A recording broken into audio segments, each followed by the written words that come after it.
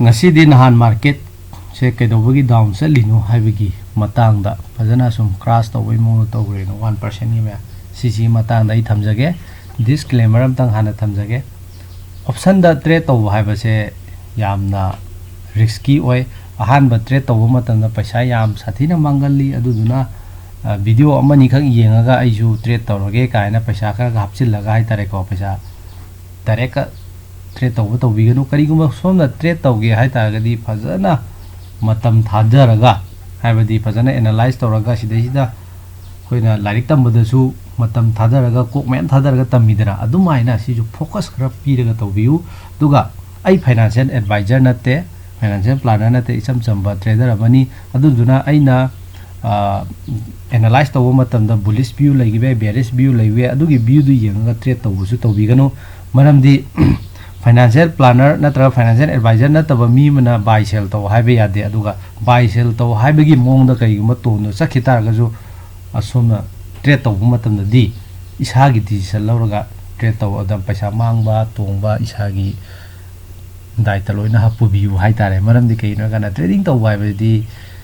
risk management da su layo risk management trading psychology magi machak mem changi aduduna trade to rage ra khan taragadi tasengna haiba machak sing do fajana haina bo hona biraga trade to si ai sima haijaramge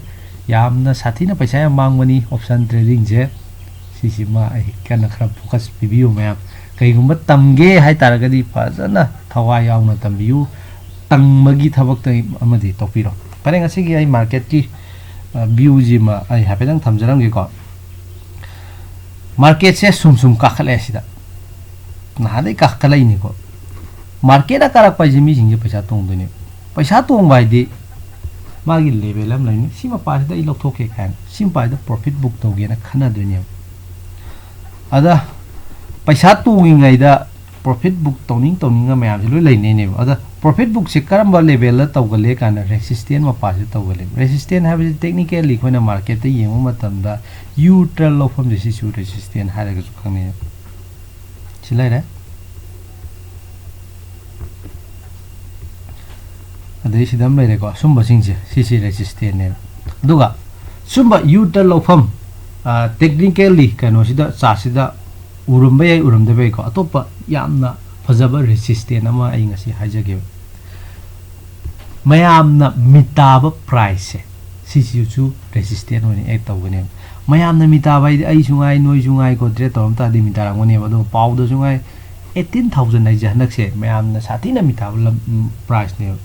18000 kam kani ro khaduino ko na sai makha de ko market si 18000 dagi lala sakhidra 18000 si resistance oni ek tawda 18000 si makha dam tarakadra haibse mayam sina mitaya ai sungai ko ai zum khalle 18000 ji kam kani ro khaduino kan sumaina mayam sina mitaba price sisiu psychological area hairaga khangne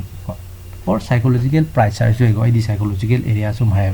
mayam na mitaba price sise support or resistance on so ek tawe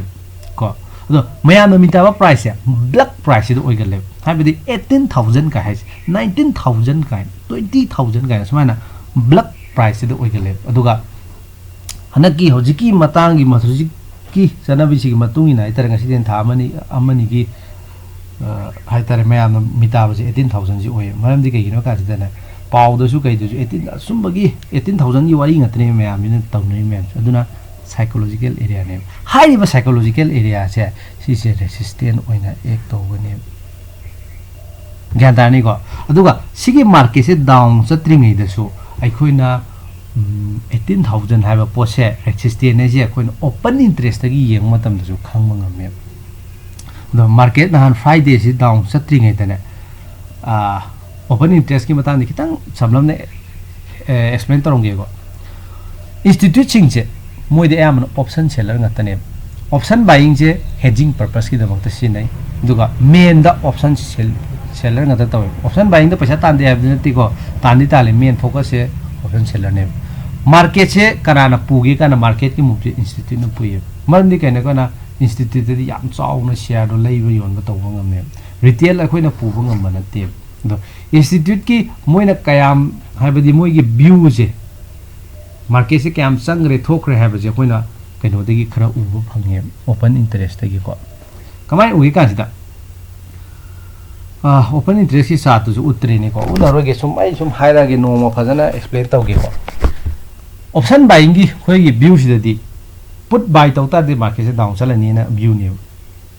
call bye तौता they market से up चलकनी है view ने दुगो option seller की देमो call sell तौता गदी market से down चलकनी है view ने दुगा पुट से सेल तौता गदा मार्केट से अप चलकनी है व्यू ने ज्ञान ताब्रा दुगा स्ट्राइक प्राइस है बम सुलेइतना अदो ऑप्शन सेलर सिना करिगुंबा हाइरिबा लेवल दुदा हे तारे को यामना चावबा ऑप्शन सेलर जे ऑप्शन राइटिंग हाइरगसु खंगनेबको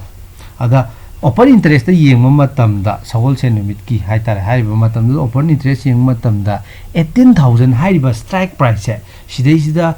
कॉल राइटिंग यामना चावबा कॉल राइटिंग हम उबा फंगे को यामना चावबा कॉल राइटिंग हम उबा फंगे बदि इंस्टीट्यूट सिंजिना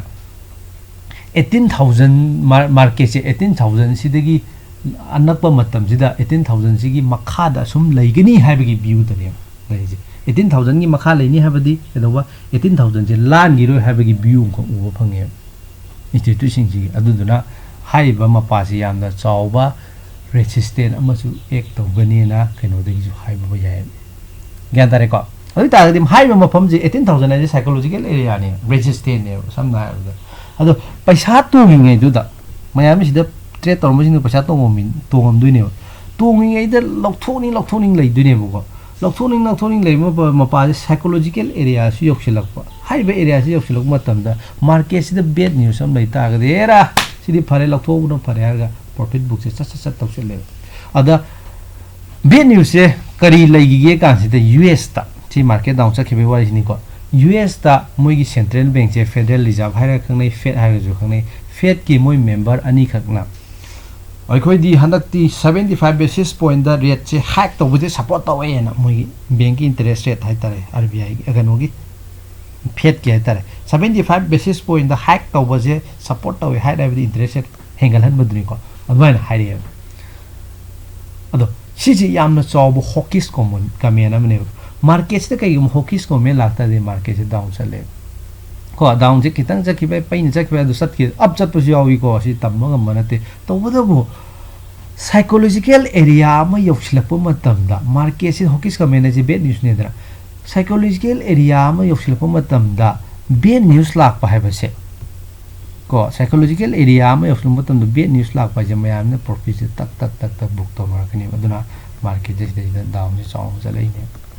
को रीजन है बबू मरम है बू अदा लेरे दुगा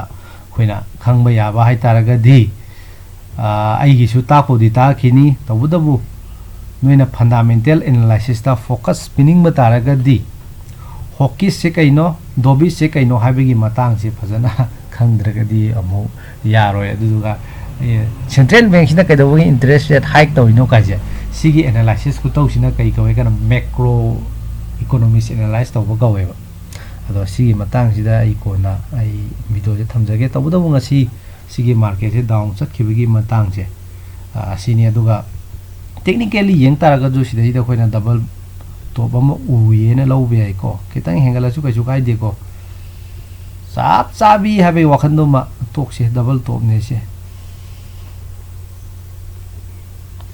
सिदा टेक्निकली यंग मतम डबल टॉप लेरे सी नेकलाइन लेरे नेकलाइन से तक खिमा तम के दवा मार्केट से डाउन चले ना सिदा टेक्निकली उवे आइदी पैसा खादी तो होरे सिदा को अदुगा मु व्यू से मार्केट से मतम खरादी करेक्शन लापा ओइना ओइ आइगी व्यू दा मरम कनोदगी यंग मतम टेक्निकली यंग मतम दा नहानदगी अप ट्रेन नि लैजे अप ट्रेन हाबदी हायर हाई को अदे pull back impulse matalomda pull back makharomda impulse pull back impulse pull back si soire yekoda ade impulse ha pull back alak tu ne aduga pull back sina kari gumba high ba swing low si mamangi to si swing low je fu si kawe swing low high ba swing low si kari gumba high बस swing low से कई गुंबा break तौबो सिगी swing low से नौना break तौगी तारगदी केदौबा अनौबा lower लो म form तौवे हाइगने को marketsina kaidawa higher high na form tawrambadagi lower low ama ha fresh oina form tawu tagadi haiba uptrend do adagi kaidawa pullback correction ama lakpa yai or sidagi downtrend sakhiba yai haiba technical gi koina khangba yai aduduna kaidawa toigi view je kaismaina lower low ina smaina form tawrabanina market je haiba uptrend je correction ama lakpa yai haibagi view makhang ai thamjage si mangai re ko support resistance yek ta ga disida sum resistance me ama yek pe yai support me am yek pe tobudabu ngasi di dugi matang da thamjaro ge fare ngasi di si hairaga losinjarage mathangi video da mu thengnarasi